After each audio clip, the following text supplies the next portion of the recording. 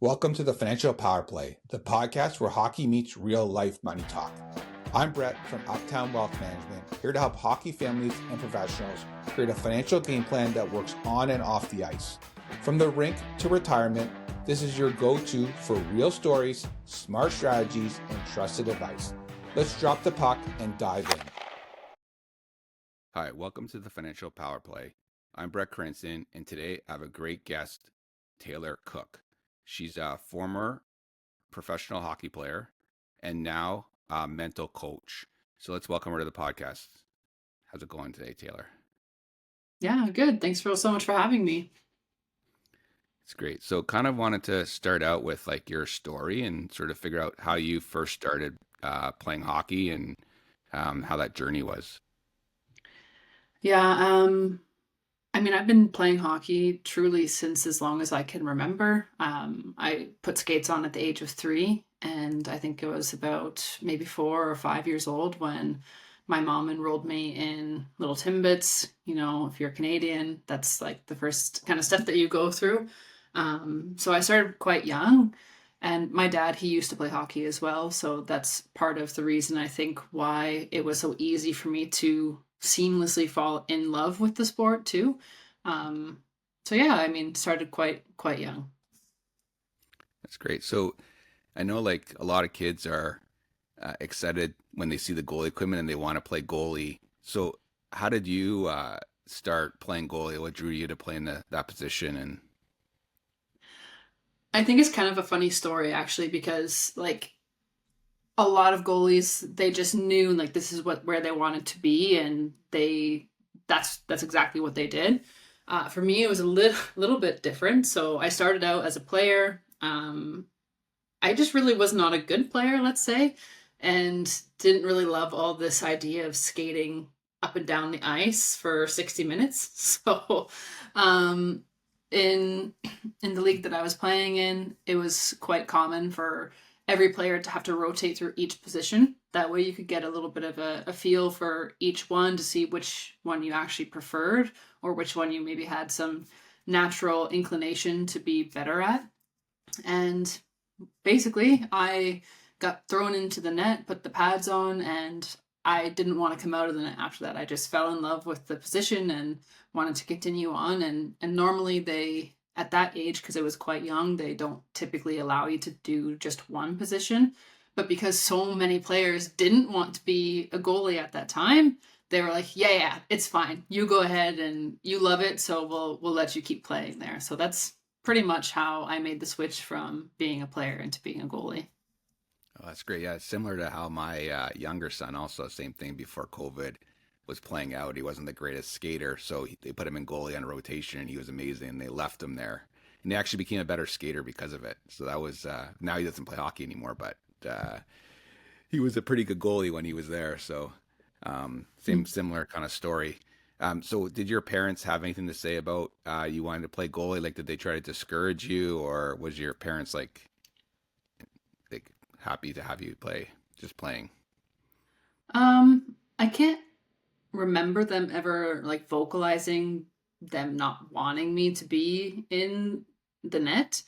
I think my mom can probably give you a little bit more insight than I can. I know she was always a little bit stressed when I was in the net, especially when you have like getting older, you have all these high caliber players shooting pucks at you, and you know, there's so many things that can go on. And I think typical a typical goalie parent is always kind of like sitting there like stressed on the sidelines watching because it's such a different position. But no, I don't remember them actively trying to like say no, like you should play out, like try playing out a little bit more, maybe you'll grow to like it or something like this. No, they were okay with me saying like, yeah, this is what I want to do. So they were super supportive.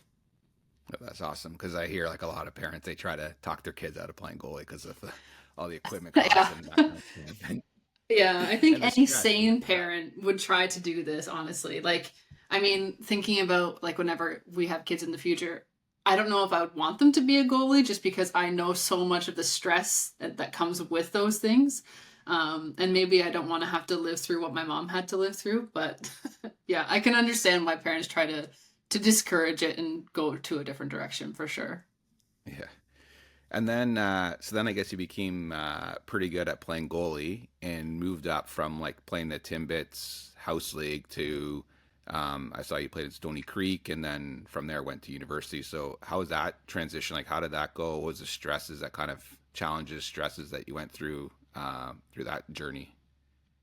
Yeah, I think it was most stressful or maybe like most challenging when I was younger because when I was playing in Brantford, the varsity team was not where it needed to be in terms of like being able to move on to the next level. And it actually kind of started when I was 14 years old. One summer, I just said, I don't want to play anymore. Like, I'm done with this. I don't want to continue on. And my mom tried to get me to continue and told me, like if you don't play in the summer, you're not going to have a spot when you inevitably want to come back and play when the hockey season starts. And she was 100% right. That's exactly what happened. Um, but because of this, I actually had to go and seek a team outside of my hometown, which I would say is the first milestone that led me into getting into other organizations and then ultimately getting into better organizations and leagues. So going from Brantford, I ended up playing in Caledonia for a couple seasons, and then I got the invitation to go and try out in Stony Creek, which was quite a shock actually, because I was also at the time in conversation with the women's hockey team at Brock. So I was kind of in this position of, do I make the decision to go to university because I'm of the age to go, or do I want to kind of get a little bit more experience and training under my belt before getting up to that level, especially coming from a smaller town where you didn't necessarily have access to working with some elite goaltending coaches to be able to really improve the skill level. So yeah, I ended up playing in Stony Creek for 2 years before making the transition into university, where I went out east to play with St. Thomas University in Fredericton, New Brunswick. And how was that process from playing in Stony Creek going to play for St. Thomas? Were you like recruited? Were there lots of schools coming after you? Was there a decision to maybe go to the US, or that wasn't an option at that time for you? Yeah, I had some options, of course. Like I said, it was at first the decision between Brock and playing junior, which I ultimately chose to play junior. But in my first year of playing in the junior league, I had some schools from the US, both Division 3 and Division 1, asking for me to like come down for some, um, yeah, like tours and those kinds of things. And then the coach from the team that I ended up going to play in New Brunswick, he was also after me, wanting me to come as well. And I think at that point in time, I was so new to this whole new like universe of opportunity. And I mean, coming from Brantford and then getting into this organization in Stony Creek, I truthfully had no idea that playing at university was even going to be an option. So I kind of was a little bit starstruck by all of these things, like, how great would it be to go NCAA Division 1 playing women's hockey? Like, that would be so sick, right? And that's kind of where I held out. I was like, yeah, but if I stay one more year and I get better, I have a good season next year, then maybe I can go Division 1. And didn't work out. And that's, how these things go. You have to kind of make those bets and take those risks. But the coach in St. Thomas, Peter Murphy, he didn't give up on me. He continued trying to recruit me to get me to go there. And in my second year of junior, he had me come out for an official visit and see the campus, meet the team, and all of those fun things. So pretty much on the way back from that trip, I had already made the decision, like, this is exactly where I need to be and where I want to go. And yeah, that's kind of how everything shook out at the end of the day. Yeah, that's awesome. That's a good journey and good to make those kind of decisions. I think a lot of girls playing hockey right now, they have getting started, a lot of options to play, and it's probably the best to sort of figure out what's best for you and not look at the shiny toy that maybe a lot of people are maybe going to somewhere else, like where you went, got you the best place to play. So that's some good journey there. And then from university, you went overseas to play pro. So how was that transition, and like how did that go? I don't think at the time there was really a professional women's league, right? At that in Canada. Yeah, so when I graduated from university, it was the same year that the professional women's league that we had in Canada, the CWHL, had folded. So at the beginning of that year, in my final year of school, I had applied for the free agency draft, wanted to continue playing here in Canada. And then 2 months before graduation, they folded the entire league, and I was kind of sitting here like, oh, great, like what am I gonna do now? Because I don't want to stop playing, like I want to continue. And at that point in time, the PHF, I don't even know if it was called the PHF at this point in time. I think it was still in its NWHL phase. Um, so I had an offer to go and continue playing with the Riveters, but it was not a great offer, as many of the girls who played in that league know that the money at the time wasn't very good. And yeah, it was really crazy how the end of my university career went, because I initially had an offer to go and play in Kazakhstan on a 3-year contract.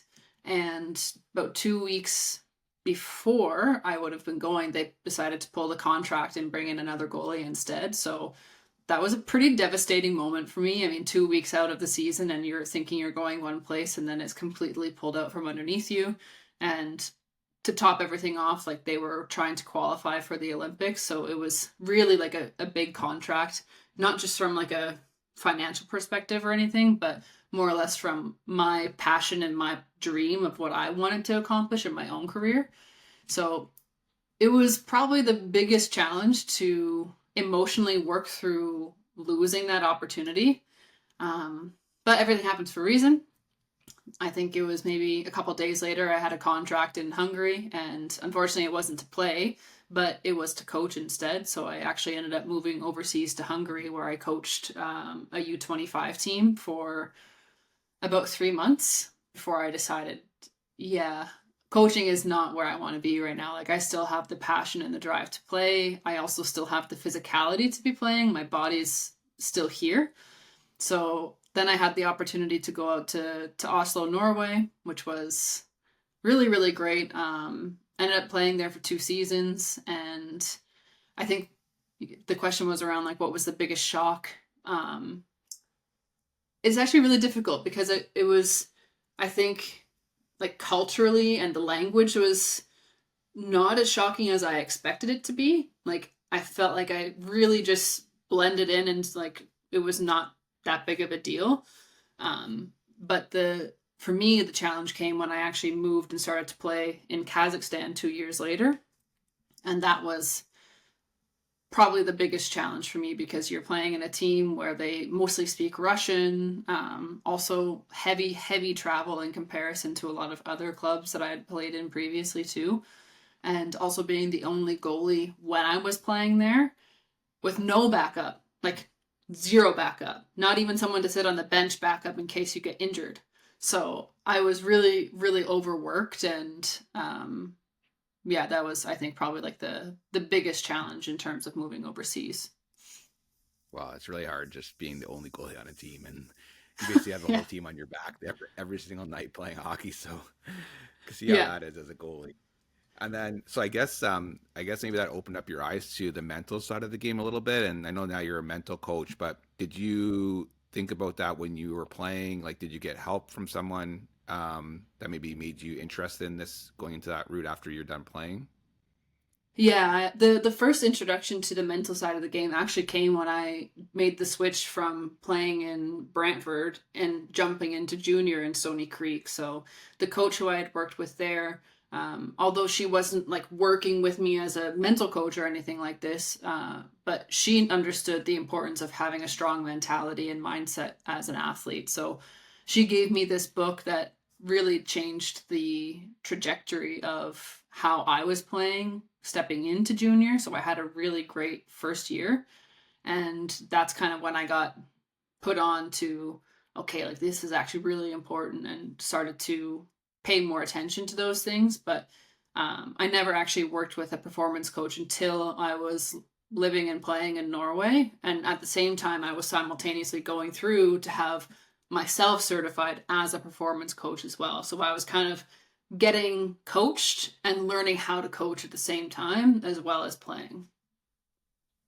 So that's great. So you kind of already knew where you wanted to go when you were done playing hockey. So when did you decide that it was time maybe to stop playing and pivot into something new, like what you're doing now, I guess? Yeah. It's a good question because when I was in Norway at the end of my second season, I actually tore my MCL for the fourth time, and it was a second degree tear. It was quite bad, required a surgery, so I ended up having an MCL reconstruction in Norway. Um, and so I wasn't really sure what was going to happen. I mean, mentally, I kept telling myself I could still come back and play. It's not going to be a big deal. And I worked really hard to be able to get from that place into going back and playing professionally afterwards. Um, but it wasn't until I was playing in Kazakhstan that I kind of felt the pull. And I think that there was a few reasons for this. One, because I was the only goalie, so it was very physically, emotionally, and mentally demanding. And I was also working part-time on top of playing still as well, because even then, I mean, it was only 2022, 23, like the salary is still like was not where it needed to be.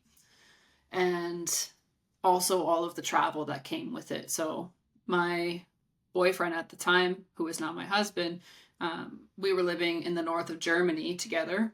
And so I would have to, fly from Germany. We would go and have a base in Austria for a month at a time. You'd be away from home and traveling by bus through the Alps, which is the best way to make yourself sick if you ever need to do so. Don't recommend. Uh, but it was lots of bus travel, lots of time on the road, not so much recovery time for me personally, of course. And then also we had trips traveling to Kazakhstan as well, which was a long, long plane ride. And then also quite extensive when we were there too. So about halfway through that season, I told them I need to have a backup coming into the next tour that we have, because we kind of went in like tours more or less. So we go away for a month and we be able to go home for a little bit and then go back. But yeah, it was pretty intense. So definitely opened my eyes to, what the realities are for a lot of professional athletes, especially on the male side, who really do live that life every single day of the year for, however many years that they're playing. But yeah, at that point in time, I mean, I was just kind of over it. I was, no, I'd like to be in one place and kind of set down some roots, and it's time. My body was also saying it's time. So that's good that you kind of knew when it was time now to move on. So what are some like maybe financial hurdles you faced from transitioning from playing hockey into your new business? Some challenges maybe you came across that trying to start up the new business from being overseas, and I guess you deal with a lot. I know that you said that you're deal with a lot of sort of working with some Canadians and that kind of stuff too. So you weren't really with them in person. So so what kind of financial hurdles did you face or challenges when you started up your business? Yeah, I mean, starting up a business, I think, is just challenge in and of itself, regardless of what the financials are. For me, I mean, I'm more or less self-employed, building my own business, right? So I think financially, it's not so much coming out of the pocket. It's more or less like making sure that you have, at least for myself anyway, enough time, energy, focus, dedication, no different than being on the ice, but being able to transition all of those things into a completely different realm in which I am not familiar with. So although I've had my coaching certification and I'm very familiar with coaching, and that's, a competency, but building a business is something I knew absolutely nothing about. I don't know, like, how am I going to market my services, especially as a foreigner living in a country where I don't speak the language, all of these things. So I think it wasn't so much of a financial struggle as it is just being able to understand the business development side of things, and how do you actually go about building a network and building a presence online and creating different opportunities where you're going to be able to support athletes, coaches, and teams. So that's, I think, been the biggest challenge and also learning curve at the same time. Right. And then did you put together like a budget and that kind of stuff when you first started to sort of figure out how you were going to go from, I guess, making income working as playing and then not really making an income when you started your business, I guess? I wish I could tell you yes, but no, I didn't have like, I just went all in on it and I said like, I'm going to figure this out as I go. And that's pretty much how I've done it since. Not recommending it, not saying that that's what you should do. But I know that if I started to get caught up in a lot of the more nuanced things, that I probably would have been less likely to dive in head first, not knowing what was going to happen, than if I did all of these, planning, budgeting, all of that stuff beforehand. Oh, that's good. Yeah. So before we transition, I guess, to talking about like your long term vision and stuff with your practice, I didn't really get into like the mental coaching. So can you just give a brief outline of like what you do as a mental coach? I'm not sure if people understand really what a mental coach is. Yeah, it's a good question because I think a lot of people associate mental coaching with sports psychology, which although there is like some overlap in the terms of what we talk about, it's still not the same thing because I'm not a certified psychologist by any stretch of the imagination, but I've pulled from my own experiences as an elite and professional athlete and then also kind of tied that with the mental performance coaching side of things. So really understanding how the brain works, understanding how to like rewire our thinking, our habits, those kinds of things, and being able to apply this like the tools and the strategies and being able more or less to teach athletes how to use those things to their advantage because, I'd say probably 60% of the athletes, if not more, that I talk to, especially when we're talking about confidence, like the number one thing is, I want to be more confident. I want to feel more confident. We all do. But people think that confidence is just something that happens because you are good at something, which is not necessarily the case. Like confidence, just like any other skill that you are training on the ice to improve and get better at, is also a skill that you can train intentionally and improve and get better at. So instead of just like waiting to feel confident, like, yeah, when I feel confident, I play good. Okay, but what happens on a day when you show up and maybe you've had a bad day, maybe something happened at home, maybe someone said something to you that kind of threw you off a little bit, and now your confidence went from here to here. You need to be able to know how to handle those things. Because if you're just letting your emotions dictate how you play, you're not going to have a very consistent career at the end of the day, right? So it's more or less, I think, a lot about teaching the athletes about self-awareness, being able to understand themselves, where are their strengths, where are their weaknesses, and to be able to apply those tools and strategies to improve the weaknesses, to stay consistent in the strengths, all of that stuff.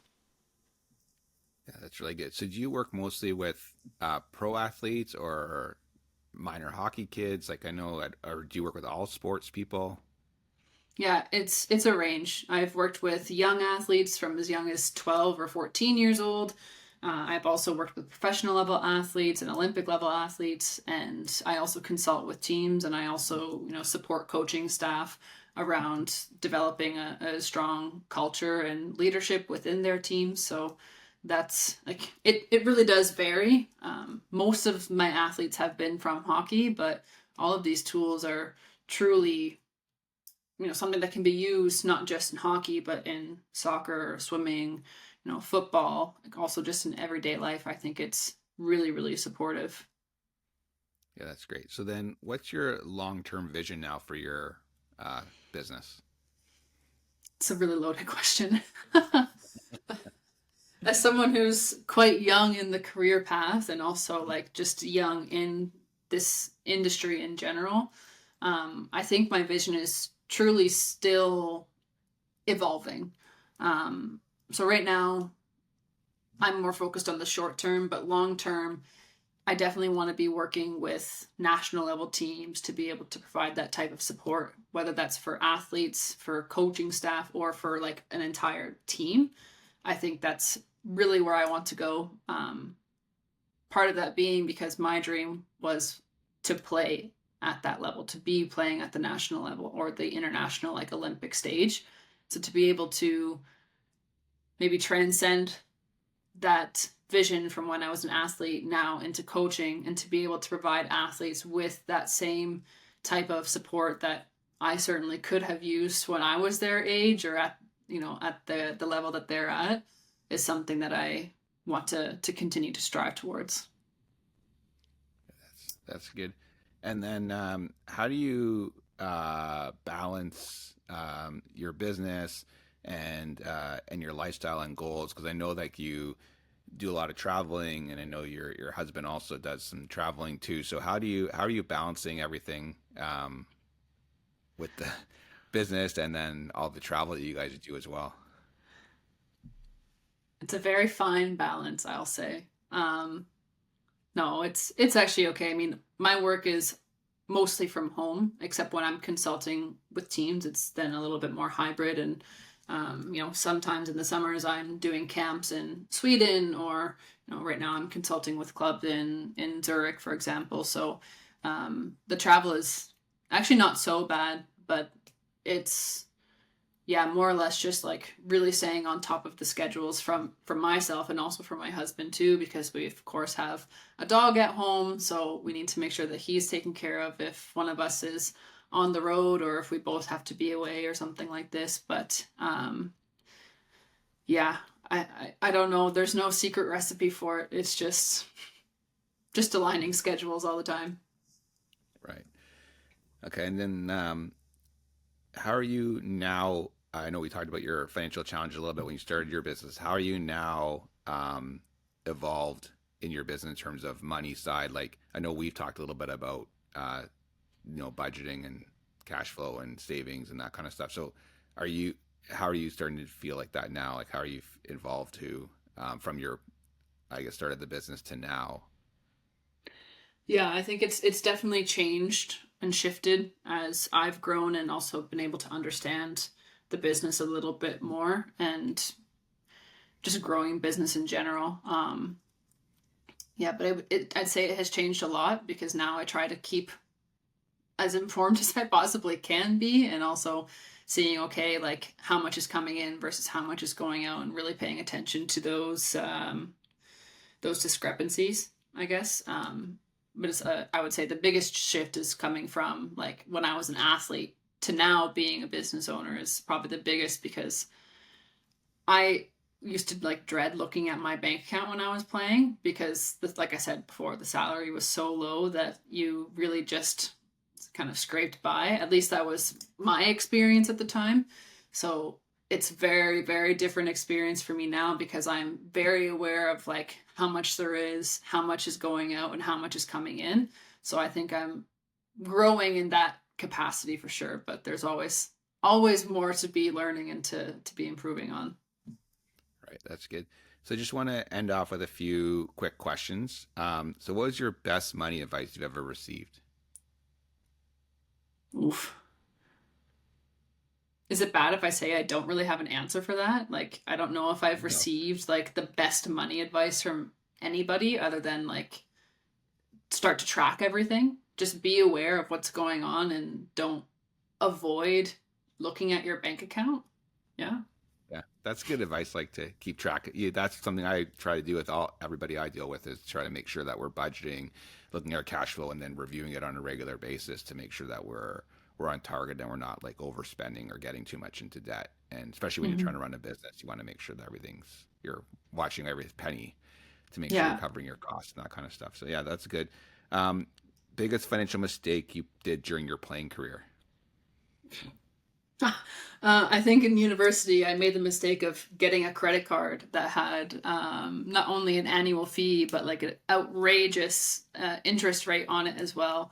And at that time, obviously, like not having enough time in my calendar to actually have a job that brought money in. So I was just consistently everything going on a credit card and nothing was getting paid off, right? So that was definitely the biggest mistake I have ever made in my playing career. It's also something I have never ever done since. So yeah, don't recommend. Yeah, there's lots of people out there that they get their credit card and go on a spending spree because they think it's free money and they don't realize they have to pay it and that there's so much interest on it. So yeah, Yeah. it's good that you realized that pretty quick and got out of that situation. What's your favorite mental performance book or tool you recommend to athletes? So my favorite book is actually the book that my coach from junior gave to me. It's called Mind Gym by Gary Mack. It's also the book that I always recommend to any athlete who is maybe not really familiar with mental performance coaching or just wants to kind of dip their toe in. So it's very small chapters, also very relatable in a sports context. So it really does like help you to digest things a little bit. So I actually used to read like one chapter before every game when I was playing in Stony Creek, and I found like I had a really great season. So do with that what you will. In terms of a tool that I would recommend, I think it's just really the base is always starting with being more self-aware. So being aware of your thoughts, your actions, your habits, and just knowing how you respond to things. I think that's really the starting point for all athletes. Yeah, that's awesome advice. And so, Taylor, this has been a great episode. Thanks for all the information. If someone wanted to get in touch with you on your mental coaching business and maybe needed some help with the mental side of the game, how would they get a hold of you?